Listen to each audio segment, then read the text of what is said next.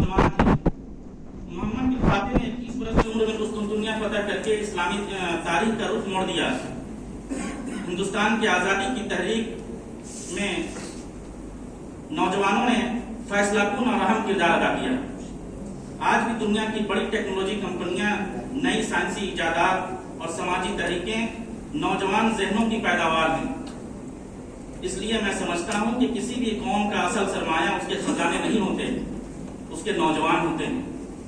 अगर नौजवान ख्वाब देखना छोड़ दें तो कौमें बूढ़ी हो जाती हैं, और अगर नौजवान बड़े ख्वाब देखना शुरू कर दें तो कौमों की तकदीर बदलने लगती है। क्या सिर्फ अज़्म और जोश काफी है? नहीं, अज़्म के साथ हौसला चाहिए, इल्म के साथ तहकीक चाहिए, तहकीक के साथ किरदार चाहिए, और किरदार के साथ इज्तिमाइयत चाहिए। हम एक ऐसे दौर में जी रहे हैं जहां मालूमात की कोई कमी नहीं है। मोबाइल की एक स्क्रीन पर पूरी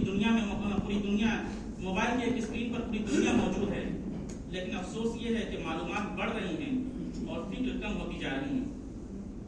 हम पढ़ते कम हैं, फॉरवर्ड ज्यादा करते हैं, हम हवाले ज्यादा देते हैं और तहकीक कम करते हैं। हालांकि उम्मतों की क़यादत सिर्फ वही करती हैं जो सवाल उठाती हैं, तहकीक करती हैं और नए रास्ते तलाश करती हैं। अगर आप वाकई उम्मत की खिदमत करना चाहते हैं तो अपने अंदर तहकीक की आदत पैदा कीजिए, रोजाना मुताला कीजिए। सिर्फ अपने मजमून तक महदूद न रहिए, बल्कि तारीख, मईशत, तालीम, नफ्सियात और तहजीब का भी मुताला कीजिए। एक नौजवान के हाथ में किताब दरअसल पूरी कौम की मुस्तकबिल की जमानत होती है। इस्लामी एकेडमी के फारिगीन अगर सिर्फ मुलाजमत करने वाले बन करके रह जाएं तो ये इस इदारे का मकसद नहीं था। हमारी ख्वाहिश ये होनी चाहिए कि हम मुआशरे को सोच देने वाले लोग बने, तालीमी इदारे कायम करें, तहकीक करें, किताबें लिखें, नई नस्ल की रहनुमाई करें और जहां भी हों वहां खैर का सरचश्मा बन जाएं। एक और बात जो मैं अपने तजुर्बे की बुनियाद पर कहना चाहता हूं वो इज्तिमाइयत है। मैंने अपनी जिंदगी में ये देखा है कि बहुत से बासलाहियत लोग सिर्फ इसलिए अपनी पूरी सलाहियत का इस्तेमाल नहीं कर पाते कि वो अकेले चलना चाहते हैं, और बहुत से मामूली सलाहियत रखने वाले लोग सिर्फ इसलिए बड़े काम कर गए कि उन्होंने मिलकर काम करना सीख लिया। एक ईंट से दीवार नहीं बनती, एक कतरे से दरिया नहीं बनता और एक फर्ज से तहरीक नहीं बनती। इस्लाम ने हमें इज्तिमाइयत इसलिए सिखाई है कि इंसान अपनी जात से निकलकर उम्मत का हिस्सा बने। अगर हम एक दूसरे की सलाहियतों को जोड़ दें, एक दूसरे की कामयाबी पर खुश होना सीख लें और इख्तलाफ के बावजूद मकसद पर मुत्तहिद हो जाएं, तो मुझे यकीन है कि इस्लामी एकेडमी एलुमनी एसोसिएशन मुल्क की बेहतरीन इल्मी और फिक्री तंजीमों में शुमार हो सकती है। ये एसोसिएशन भी इसी इज्तिमाइयत की अलामत है। अगर हम सिर्फ सालाना मुलाकातों तक महदूद रहेंगे तो इसकी इफादियत महदूद रहेगी।